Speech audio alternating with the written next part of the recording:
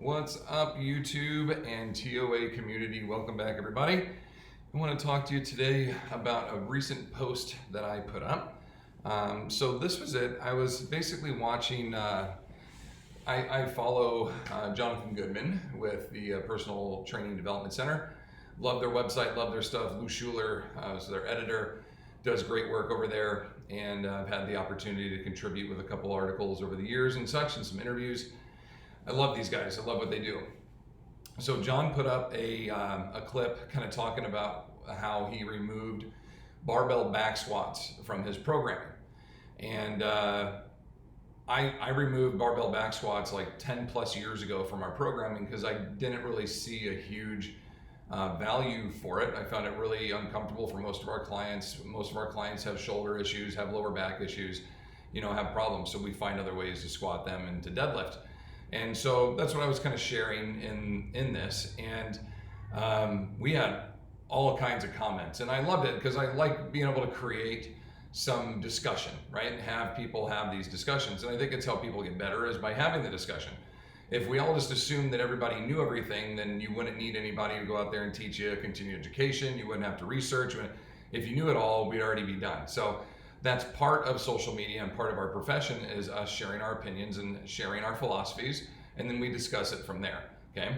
So in this, and I'll just kind of read it to you, but okay, I saw a video with Jonathan Goodman talking about how he removed barbell back squatting from his repertoire, and that he felt like the profession would be upset with him for saying that, okay? Which we've seen this with Mike Boyle and a couple other professionals years ago that said, hey, I don't think we really need this, and they're all kinds of upset and blah, blah, blah, all goes from there. I removed barbell back squat from our exercise list over 10 years ago with our regular clients, with exception of 2 powerlifting athletes I had training for competition. So we use a barbell when it's necessary, when it's needed, because it's a tool, right? It is a tool that is needed. As a matter of fact, we've officially removed barbells from our studio altogether in this space. You won't find any barbells. This is my daughter's little Olympic training barbell that weighs 5 pounds. We use that for her because she hopefully will be an athlete that works on an Olympic lift, so thus using the proper tool for the client, okay? Landmines too, we simply don't need them. We can do so much more with other equipment. So I said, hey, John, don't worry, buddy, I'm with you, okay? So you can see 42 comments as of this morning. A lot of them very, very positive. People go, hey, we agree. Others that said, hey, we disagree. Here's my opinion, this and that. So I had one comment in particular that didn't really sit all that well with me. And so I wanted to discuss that. Okay, so being dogmatic against a traditional strength training tool that has worked successfully for 100 plus years is trending again, huh? Maybe it isn't the tool, but it's your ability to teach the program and the tool that should be discussed. So when we say number one, that it's a tool, what else is a tool? Kettlebell's a tool, dumbbells are tools, tires are tools, selectorized machines are tools. These are all tools. Who is the one that is deciding what tool is to be used? We are, the fitness professionals. That's what we are hired to do, is to help build a program. In that program, and through the coaching cues and the progressions and everything else that we do, we are the ones selecting the tools to be used. And if we deem a piece of equipment to not be necessary or to be more risky versus something else, then that's us doing a good job. That's us looking at our clients and going, you don't need that, you need that. So if I have a client that's had 15 back surgeries, is there a good reason for me to have them out there flipping a tire versus doing a hex bar deadlift? Like, there's a much easier version, a much safer version. And to say like, oh, this piece of equipment, it's just a tool, so maybe you're the problem, you don't know how to teach it right, that's totally inappropriate, okay? It's our job to pick the right tools. I didn't say in my post, everybody everywhere, barbells should be removed from gyms. I said that we personally in this space, who I work with, older adults, right? We don't really see a need for them. But if I had a 70-year-old client who was healthy and capable and competing in the sport of powerlifting, obviously we would use a bar, okay? In my post, I also put in there, we've looked at other traditional options for barbell training, like a Swiss bar, a neutral grip, like a hex bar, which I have both of and we utilize. So I'm not saying that barbell work should be removed and that 100 years of research should be removed. Completely inappropriate on this, okay? Do you need a barbell? No, but absolutely has its place. Yeah, I agree. The risk versus reward is 100% not worth it, as mentioned in the comment. That wasn't even in the comments, maybe in someone else's comment, but not mine. Come on now, what risk? Okay, it's a piece of iron. If it's more risky than the trainer and the program than the tool, okay.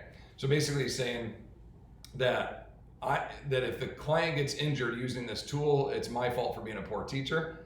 And I will say, you're probably right, because if I'm dumb enough to put a bar on someone's back who has injuries that can't handle that lift, you can't look at a barbell back squat and say, that's not more technical or less technical than a goblet squat, than a body weight squat. There's obviously levels. We have progressions on all this.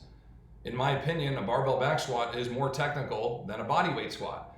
Then it's more technical than a goblet squat. But a overhead squat is more technical than a back squat, right? This is the progression and levels that we have in teaching exercise. There's easy and a little harder and a little harder and a little harder. So yeah, it's a piece of iron. So is all the other shit in this weight room. It's our job to decide which ones are most appropriate for our people. So because the majority of the clients that I work with have major limitations and injuries, they can't pull a bar off the floor without rounding their back, so that the range of motion is too deep. Okay, so let me stack weights up underneath it and build the bar up higher. Why? Why not? Why not just use a kettlebell that I can use between their knees, and now they have the range of motion? That's good coaching. You're finding the right tool in the right position to train. But deadlifting is great, squatting is great, lunges are great. I'm not suggesting that any certain movement pattern isn't appropriate. I'm saying you need to use the right tool for the job. So in a way, I guess I agree with what you're saying, even though I personally feel like you're telling me I'm a bad coach, and I think that's bullshit, number one. And your comment to this is inappropriate to what you put on. The whole reason I bring this back is not to pick a fight with this individual. The point is to, when someone brings up a discussion for topic, make sure, number one, you read the whole comment for what it is. You don't just assume that it is something and go, oh, this guy's making a statement. Here we go again. It's dogmatic time. Bro, putting in a conversation here. We are trying to learn and trying to connect with each other and learn, because that's what our profession is about. So then I put up another one that talked about rotation, anti-rotation. Do we need it? Do we not need it? Should we do actual rotation work, or should we do more anti-rotation work?